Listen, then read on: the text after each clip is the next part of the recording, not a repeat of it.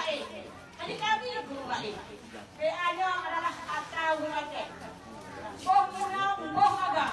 PA-nya adalah berani bahwa PA-nya adalah kulit darah daging katanya. Sampai kerana ucap katanya, PA-nya kulit darah daging. Vitamin dalam daging, pada dalam kesungsung kulit katanya. Apakah berani katanya? Nah juga belum tengok.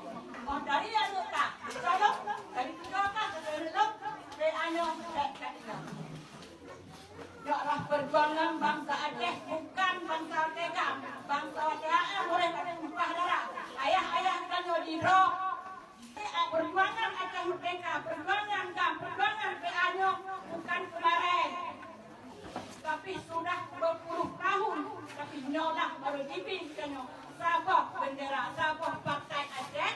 Oh KDB katanya tanya sia-siakan percuma urung perjuangan urang dah katanya urang anak artikel dia anak ucap katanya siapa ayah katanya yang berjuangkan Acehnya yang tumpah darahnya.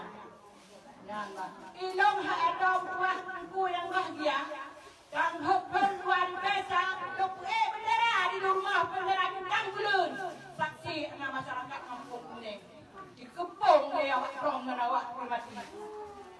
Nampak karena lo kalau bendera penuhnya tanggal bulan bawah masa konflik yang besar-besar bendera di rumah bendera bintang bintang di dalam yang perjuangan lo. Tapi anak mengharap apakah lo nak ibinya, anak ini tahan ini. Dan benar, bangsa partai Aceh hanya luput, hanya longkeng dijual belikan. Partai Aceh kita akan darah daging.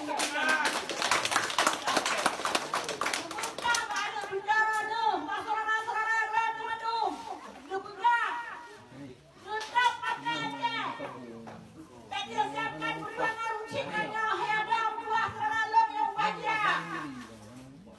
Lalu mudah baron mandi. Menyebabkan Acehnya hanya lain Aceh.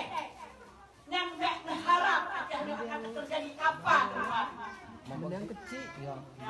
Dijajah lebih lebih daripada Mudi. Ancur dengan kali. Orang-orang yang tua.